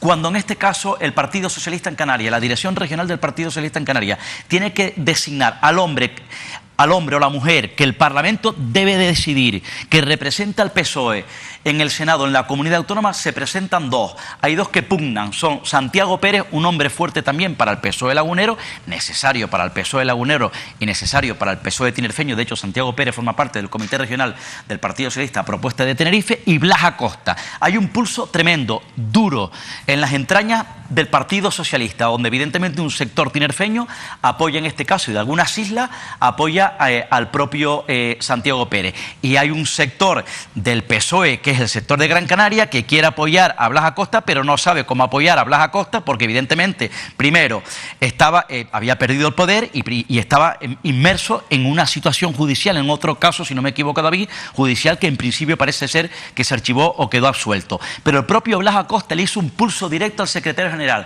Ángel Víctor Torres. Duro, y Ángel Víctor Torres tuvo que ceder. En este caso lo colocó, no evidentemente de senador, pero le dijo el propio Blas Acosta: a mí, si no voy de candidato al Senado por la comunidad autónoma, tengo que tener un hueco de poder, no puedo perder el poder, insisto, y pido en este caso una responsabilidad del gobierno. Quedó evidentemente un área libre, y ahí colocaron, independientemente de si sabe de economía o no, de gestión económica, al propio Blas Acosta. ¿Por qué le interesa en este caso al propio Torres? ¿Por qué cede?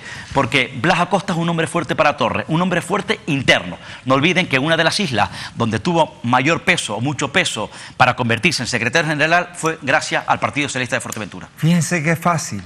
Ángel Víctor Torres tiene una empatía enorme con Blas Acosta, con el señor Conrado Domínguez, el de las mascarillas, y con los 250 niños, 250 familias de niños especiales, empatía cero.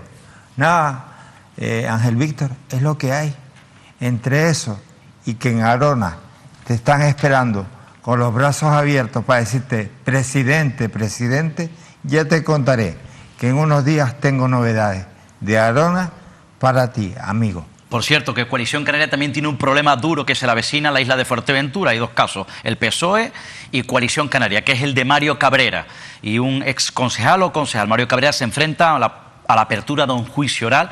Mario Cabrera, como saben, fue presidente de Cabildo de Fuerteventura y es el actual secretario general de Coalición Canaria de Fuerteventura. Por cierto, imagino, David, diputado regional, antes de irnos rápidamente con nuestro compañero Ramón Hernández de Radio Marca, David, de Blas Acosta y de esa declaración hablaremos el jueves en el repaso. El jueves en el repaso, sin duda, repasaremos lo que ha sido. ¿Tendremos acceso a las declaraciones judiciales? Hombre, vamos a intentarlo, obviamente. Sería interesante. Ahí están los compañeros también de Fuerteventura, y yo creo que es fundamental que podamos tener imágenes y sobre todo acceso a esas declaraciones de cómo, pues en este caso, se defiende Blas Acosta mañana ante el juez del Juzgado de lo Penal número 2 de Puerto del Rosario. Hablamos de defensa porque también en la rueda de prensa que ha celebrado hoy el presidente del Tenerife, pues se ha defendido de algunas preguntas que le han hecho mis compañeros de Radio Marca. Ramón, buenas noches. ¿Qué tal? Buenas noches, Manolo, compañero. Muchísimas gracias por estar con nosotros. Oye, vi al presidente bastante caliente, ¿eh? Sí, bueno, no es la primera vez que le pasa al presidente del Tenerife esto, que no le gustan las preguntas que le hacemos los compañeros de los medios de comunicación y especialmente las preguntas que vienen de Radio Marca. Yo recuerdo hace, por ejemplo, 3 años en un desayuno muy parecido en el Sinker Atlántida en Santa Cruz, que en este sentido llegó a acusarme a mí básicamente de tener algo personal contra él, simplemente por hacer preguntas basadas en lo que entendemos, y yo creo que son, más allá de opiniones, yo creo que hay números y datos que son irrefutables, porque lo son, de una gestión que en muchos aspectos ha sido nefasta o que está disfrazada bajo una ascendencia innegable de dinero público procedente de las instituciones, y no solo dinero público, sino, por ejemplo, del uso y disfrute de la mayor instalación deportiva de la isla, como es el Heliodoro, que evitó en 2014 un descenso administrativo del club, ¿no? Presumen de gestión, pero al final, si no es por el 75% que ha puesto el Cabildo Insular de Tenerife para construir la ciudad deportiva en un terreno, bueno, ya lo de la ciudad deportiva sabemos el recorrido que tiene y todo el asunto que desde hace 15, 16 años está dando la vuelta, y de lo que, por por cierto, el compañero David Cuesta ha informado muy bien en su día,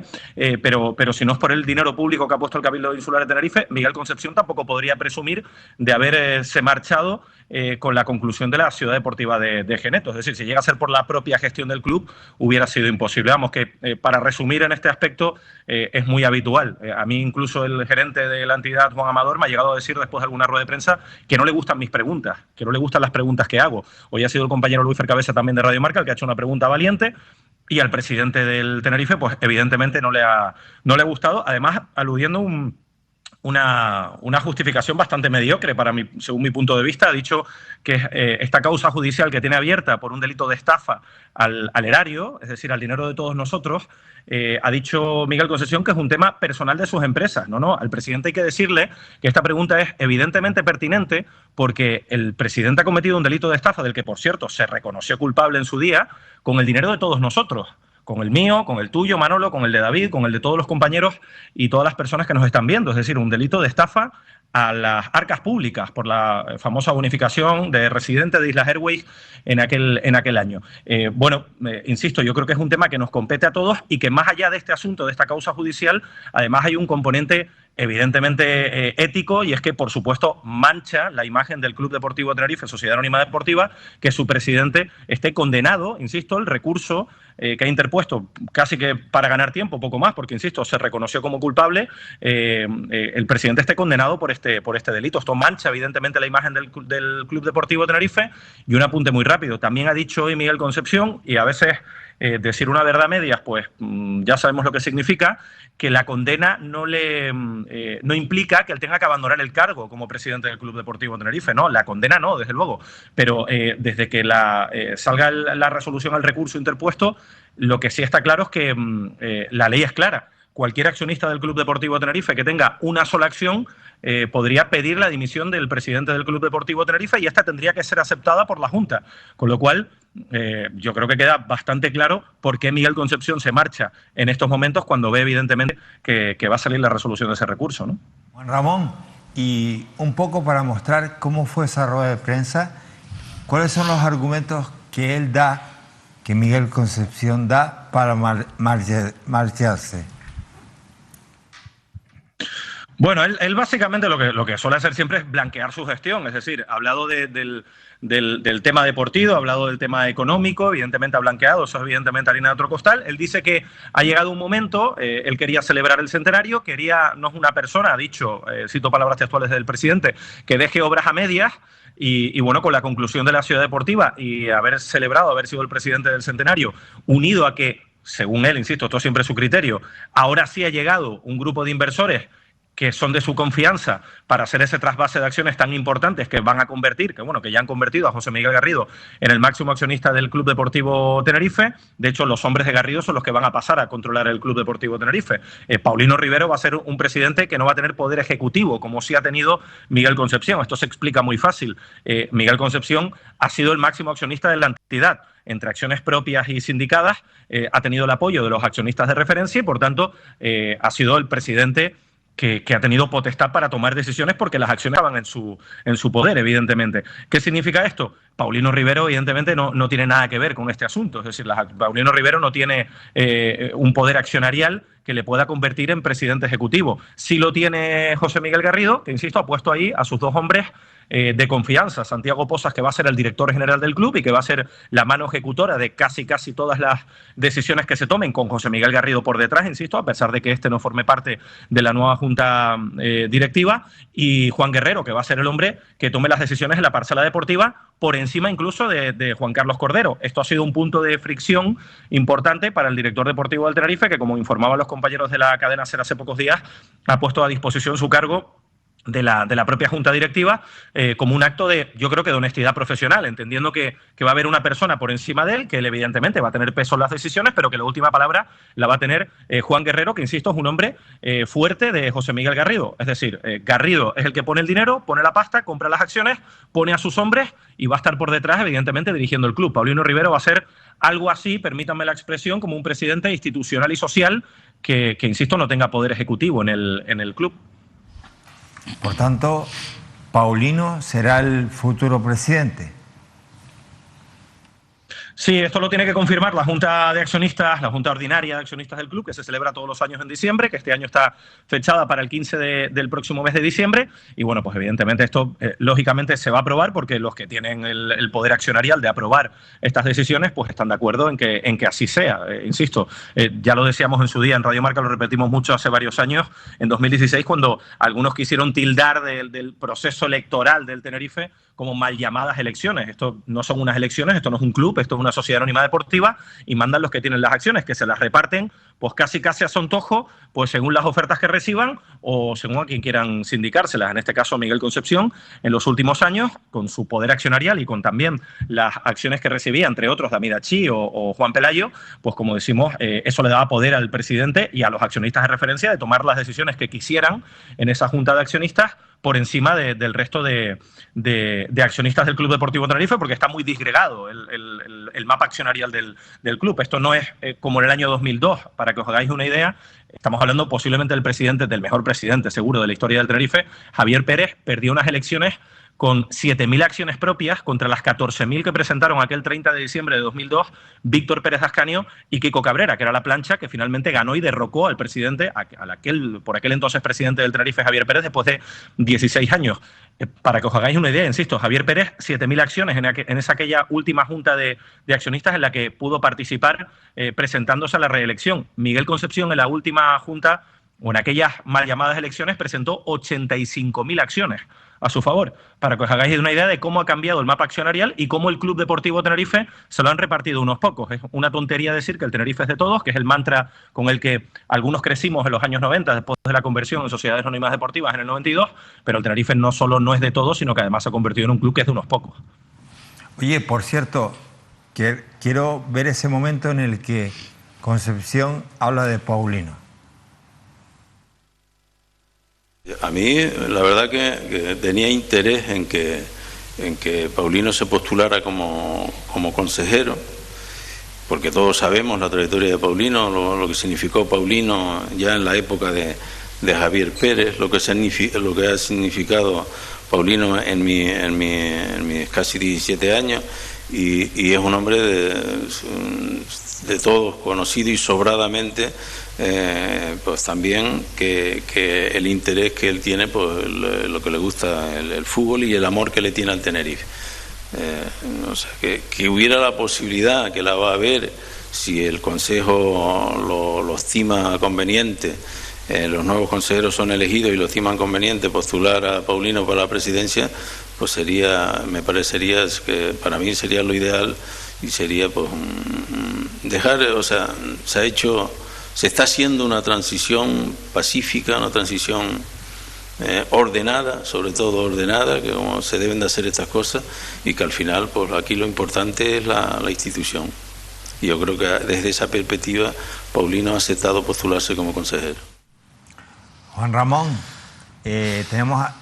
Ramón, tenemos aquí a David y a Óscar, y a mí me gustaría que analizaran contigo esta pregunta, que si fue más cómoda para Bueno, yo evidentemente aquí en este caso le da la bienvenida ya al presidente Rivero, al expresidente Rivero, un ex líder de Coalición Canaria. Yo creo, desde mi punto de vista, no sé si lo comparten, esto yo creo que es el resultado de la llamada, yo lo contaba en su momento, la llamada, el llamado Pacto de la Ermita, una cena que hace ya muchos años se fraguó en este caso en el municipio tinerfeño del Sausal, efectivamente propiciada por el propio Paulino Rivero. Paulino Rivero convoca en esa cena, insisto, en el Sausal, a varios empresarios, entre ellos el propio Miguel Concepción, un empresario evidentemente, en aquella época poco conocido, venía en este caso de la isla de La Palma, un empresario conocido sí en la isla de La Palma, pero yo entiendo además también que en aquel año, con el objetivo el propio Paulino Rivero de bendecir efectivamente al nuevo presidente del Tenerife, pero negociando él a su vez con el propio Miguel Concepción y con otros empresarios, que al tiempo asumiría él evidentemente la presidencia del Club Deportivo Tenerife. En ese trayecto, en ese tránsito,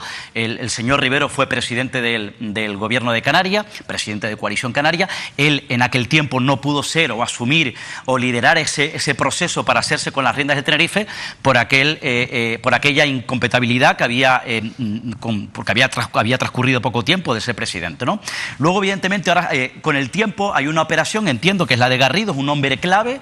La incompatibilidad, Óscar, perdona, disculpa que te interrumpa rápido, la incompatibilidad sucede porque Paulino activa un convenio de patrocinio de turismo del Gobierno de Canarias que estaba parado, que estaba paralizado, y lo hace 2 meses antes. Esto no gustó a la cúpula de Coalición Canaria, no gustó a los popes de Coalición Canaria, que activase de forma casi unilateral un convenio de patrocinio, insisto, que estaba parado desde 2011, lo activa 2 meses antes de él abandonar la presidencia del Gobierno, para la que ya se postulaba Fernando Clavijo, que luego fue elegido como presidente del Gobierno de Canarias, y evidentemente tomó una decisión por la cual las 4 sociedades anónimas deportivas de las islas del archipiélago, el Club Baloncesto Canarias, el Gran Canaria de Baloncesto, Las Palmas y el Club Deportivo Tenerife en fútbol, se iban a embolsar, en el caso de los equipos de fútbol, como... Sí, efectivamente, por ese patrocinio y esa inyección económica, evidentemente, el Gobierno del Tenerife no hemos perdido esa comunicación y, por tanto, no puede ser en aquel momento Paulino Rivero presidente del Tenerife. Llega un momento donde hay un hombre clave, desde mi punto de vista, que es Garrido, ¿no? Que evidentemente es el artífice con estas acciones, con este movimiento que ha hecho, para que 2 hombres fuertes del propio Paulino Rivero, es decir, Miguel Concepción y el propio Amiachi, que son sus 2 brazos potentes, evidentemente, son los que le lanzan y le abren el camino en esta recta final para hacerse el próximo presidente del Club Deportivo Tenerife. Pero hay una clave, porque ya Paulino Rivero colocó dentro del accionariado, dentro del consejo, dentro de la cúpula del Tenerife a una mujer de confianza. Por tanto, durante todo este tiempo el señor Rivero tenía ya control desde fuera de la entidad, que era Milagros Luis Brito, que ahora se marcha. Era la directora general del Club Deportivo Tenerife. Milagros Luis Brito fue una mujer de confianza del propio Paulino Rivero en el Gobierno. Recuerden que Luis Brito fue consejera de Educación, en este caso, de aquel Gobierno de Paulino Rivero. Y evidentemente, ahora ya se abre el camino, Paulino Rivero será el presidente, además, con cierto resquemor, entiendo, desde el punto de vista político, de esta nueva coalición que ahora lidera Fernando Clavijo, que habría que preguntarle al propio Clavijo y a los varones de Clavijo si les gusta la idea de que ahora el propio Paulino Rivero tenga esa influencia tinerfeña como presidente o como futuro presidente del Club Deportivo Tenerife. Ramón. Que por cierto, el único presidente de una comunidad autónoma que va a liderar una entidad como la del Tenerife, una entidad deportiva, un club de fútbol. Ramón, cogió resuello, no sé si te diste cuenta. Sí. No, lo ha relatado a la perfección. Yo hablaba de aquel convenio de patrocinio. Paulino Rivero toma una decisión como cargo público, en este caso como presidente del Gobierno de Canarias, que incidía directamente en el club que él se postulaba para presidir poco tiempo después, y evidentemente esa ley de incompatibilidad rompió la hoja de ruta que estaba, como bien dice Óscar, marcada desde el mes de enero de 2006, cuando en aquella famosa reunión de la Ermita, pues Paulino Rivero reúne a lo más granado de la actividad empresarial de Tenerife, y ahí convencen a Miguel Concepción de que se haga cargo de un club del que toma posesión en la Junta General Extraordinaria de Accionistas celebrada en el recinto ferial el 15 de febrero de 2006. Miguel Concepción, tras suceder a Víctor Pérez Ascanio, cogieron una deuda de unos 54 millones de euros, hablo de memoria, una herencia también del propio Javier Pérez, no hay que olvidar esto, que llegó a ser el 5º mayor presupuesto de España en 1997 y que abandonó la entidad, pues dejando una deuda ingente, muy grande, para un Víctor Pérez Ascanio que, con sus errores, que los tuvo por supuesto, y su junta directiva, estuvieron absolutamente abandonados por instituciones públicas e instituciones privadas. Aquel Tenerife sufría incluso encierros de futbolistas por impagos y demás, ¿no? Y bueno, pues evidentemente el apoyo empresarial desde que entró Miguel Concepción, con Paulino por detrás y este grupo de accionistas de referencia, fue muy importante. Y a partir de ahí viene lo de la famosa promotora, que esto es otra historia. La promotora Tenerife Inversiones y Proyectos, Sociedad Anónima, que se funda en 2006-2007, estoy hablando de memoria, y que con ese 2x1 que generan los que tenían acciones de la promotora, cuando se fusiona con el Club Deportivo Tenerife, se produce un 2x1 de acciones. Así es como ellos toman el control del Club Deportivo Tenerife.